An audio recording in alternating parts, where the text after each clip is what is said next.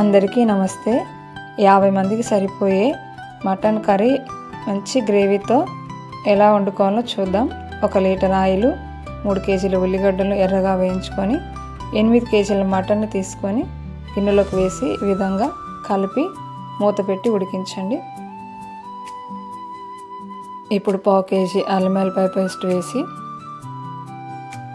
కేజీన్నర టమాటా, 4 tea స్పూన్ల పసుపు వేసి కలిపి మూత పెట్టి ఉడికించుకుందాం.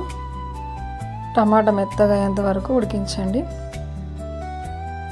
400 గ్రాముల కారం వేసి కలిపి మూత పెట్టి ఉడికించుదాం.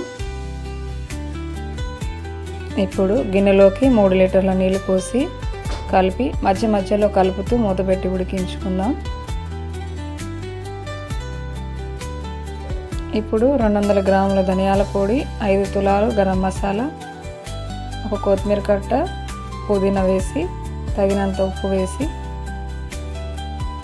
కలిపి మూత పెట్టి ఉడికించుకుందాం. 50 మందికి సరిపోయే మంచి గ్రేవీతో సూపర్ టేస్ట్గా ఉండే మటన్ కర్రీ రెడీ అయిందండి. చూస్తుంటేనే నోరు ఊరిపోతుంది. ప్లీజ్ మన ఛానల్ని సబ్స్క్రైబ్ చేయండి, లైక్ కొట్టండి, కామెంట్ పెట్టండి, షేర్ చేయండి.